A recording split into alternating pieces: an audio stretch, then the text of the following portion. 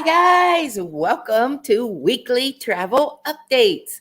I'm Melinda Fargas. I'm the proud owner of Action Travel. We have been serving Alamance County and the area for 33 years. We are now serving you across the Carolinas. And when you reach out to us, we have an agent that will specialize in where you're going. If it's not me, it's one of our other agents. All of us have got specialties that we love. And I'm going to tell you what October 16th is because I was pretty surprised that today is Global Cat Day. I'm not a cat fan, but okay, Global Cat Day. It's also National Feral Cat Day. Now, feral cats are not my favorites because, well, it's a long story. Let's see. There was an incident 2 Thanksgivings ago where a feral cat scratched my sister-in-law right in the face because she reached down to get one of the kittens. So, anyway. Not my favorite. But it's also World Food Day. And it's also National Bosses Day. And it's also National Department Store Day. I bet Belks and Dillard's and places like that are really enjoying today. And then it is Steve Jobs Day. All of these things on one day. Can you believe that? And then it's National Breast Cancer Awareness Month. I really am surprised you can't see my pink, but there really is pink up there for Breast Cancer Awareness Month. So 13 years ago, I survived. I went through all of those rigid things, the chemo and the radiation and the mastectomy and all that stuff. And I'm here to tell about it today. The Lord took care of me. I had a lot of people praying, and I had a lot of support and strong faith. So there.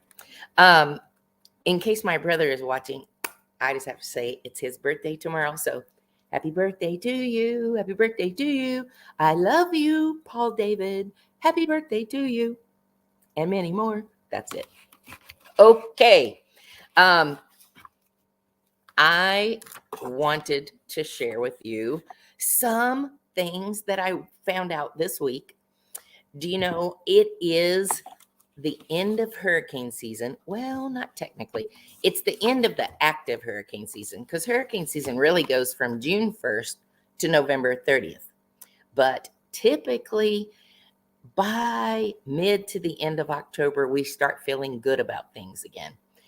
Well, just as I say that, in the Pacific, there is a storm with an 80% chance of cyclone formation.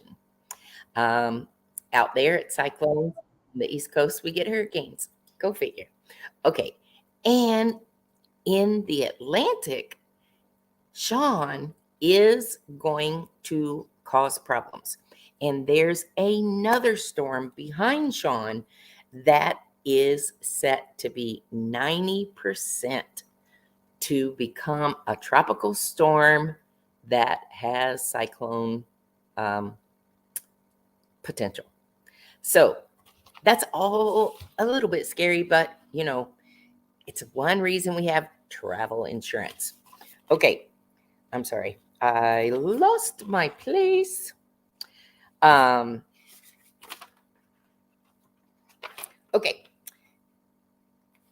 I told you about 90% on the West Coast, that storm's going to turn into a hurricane or they're a cyclone. All right. Do you know that they had the World Cruise Votes this week? And guess who got the world's best cruise line? I'm a little surprised. It's NCL, Norwegian Cruise Line, was voted the number 1 cruise line for 2023. And Of the large ships, the winner was Wonder of the Seas by Royal Caribbean. The medium-sized ship was the Celebrity Solstice. And the best dining came on the Celebrity Edge. That's, well, I'm not saying surprising. We just got off of Royal Caribbean and it was fabulous, but the Edge class dining is their forte. The best activities were on the cruise line that we're looking at for a river cruise next year. It was on the Scenic Eclipse for the best activities on a cruise line. If you haven't seen it yet, you will see it because there's norovirus out on cruise lines right now. Scarlet Lady has 16% of the travelers and crew member with norovirus. So just as hurricane season ends, norovirus season begins. It begins about November and it lasts through April. It is something that we tend to associate with cruises, but in reading statistics from CDC today, I was really surprised. Only 0.18% of norovirus cases come from cruise lines. 22% of norovirus cases come from restaurants. 62% come from nursing facilities. A mere 6% come from schools. 18% come from resorts and hotels. And remember that number, cruises only represent 0.18%. But it is kind of known or said to be, yeah, that's the stomach bug that you get on cruise lines. It's not really, but that's what it's known for. Okay. I told you all of that. Okay. I wanted to share something for good health for you this month or this week. So I was listening to music therapy this week. Did you know? I didn't even know there was a such thing as music therapy. And when I researched it a bit more, because they're using it on cruise ships, you know, they're getting out into holistic areas, and that's one of them that they're exploring. I found that back in Greek mythology, that scales were used in music and they were prescribed for different ailments. Is that not weird? I've never heard of that. I would love to know what smart people are listening. And if you've heard of that, please tell me where you heard it.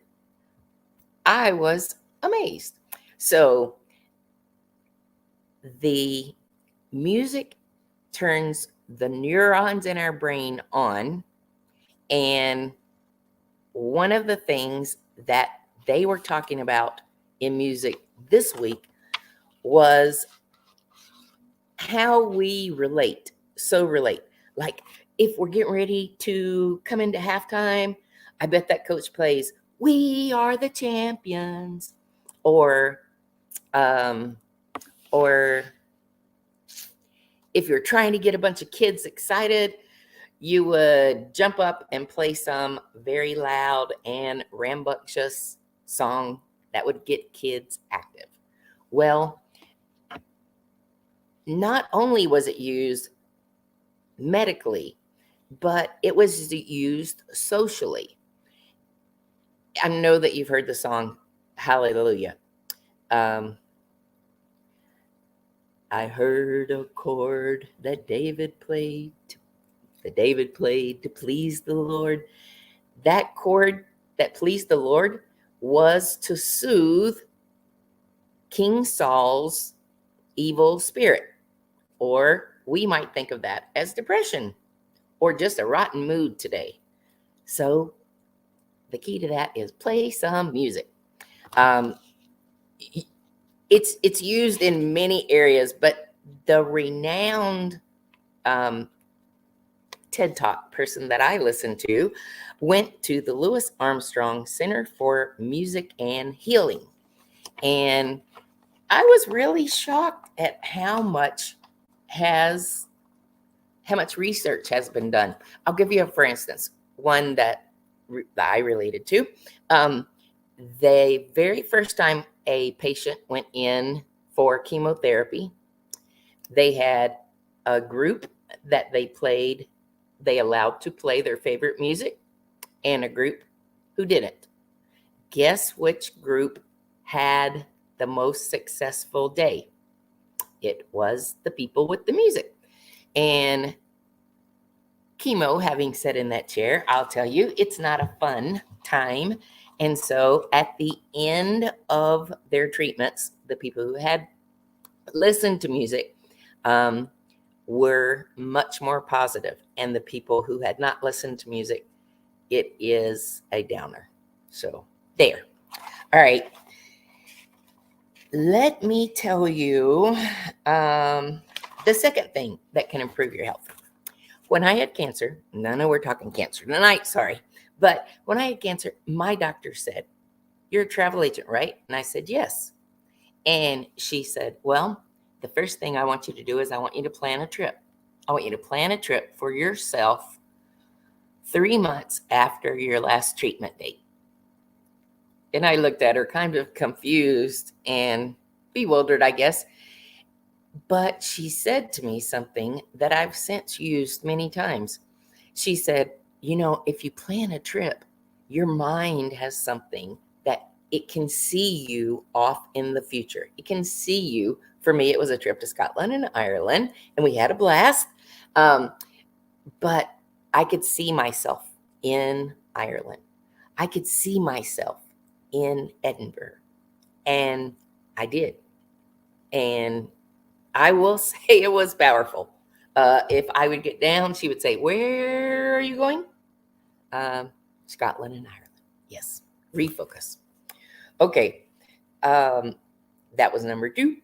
And number 3 is I have had a challenge with all the health issues between Mom and I and people that were on our group in Alaska that it's a little bit easy to get down.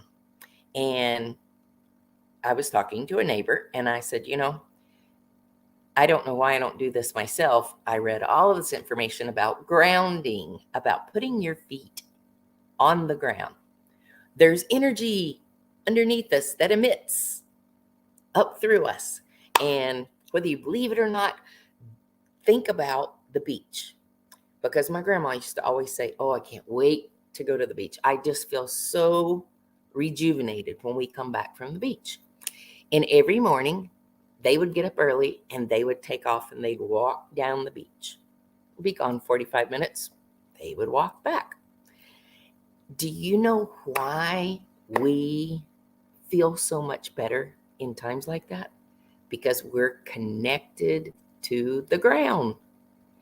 And if you don't want to go barefoot, but you still want to reduce your stress, if you are around a body of water for a mere 20 minutes, it will reduce your stress by 20 points.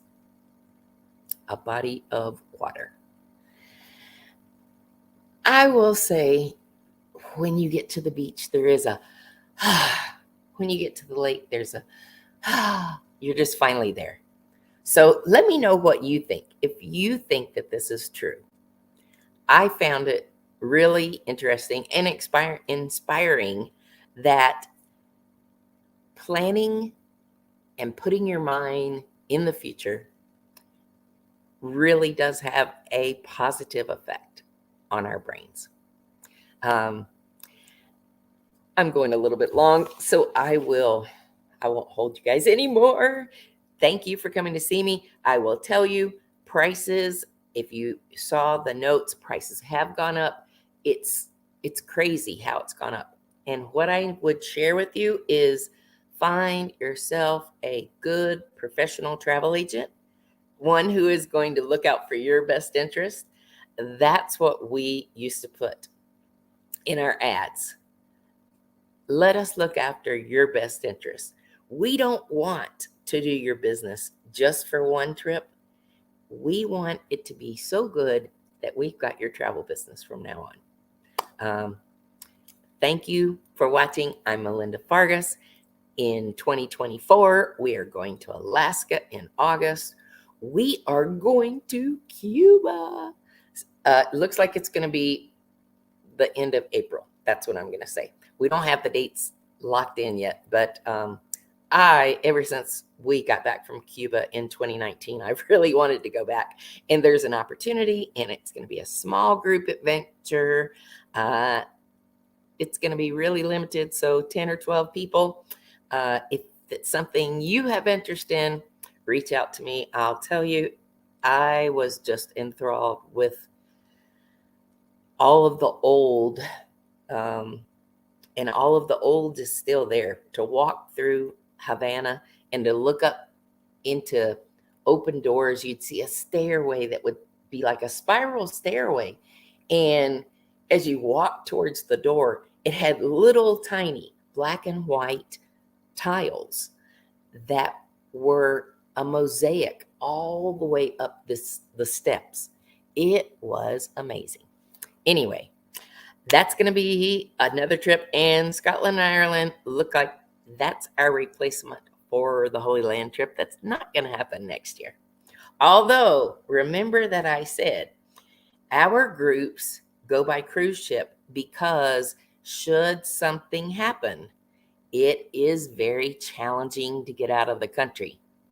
Right now, after 30 Americans are dead and more than 15 are known to be hostages, a cruise is exactly the reason why. When we go to the Holy Land, that's the way we'll do it. A cruise ship today is starting to transport Americans and other key personnel over to Cyprus. So they're going to get on in Israel, in Haifa, and then they'll sail to Cyprus. It's about a 12-hour journey. And some people are fearing, that what if something happened to that ship? Of course, others were fearing to take off in planes because they were afraid that the planes would be shot down. So it's a scary world. Pray for our friends. I support Israel. I have no problem with Palestinians. My whole deal is with Hamas.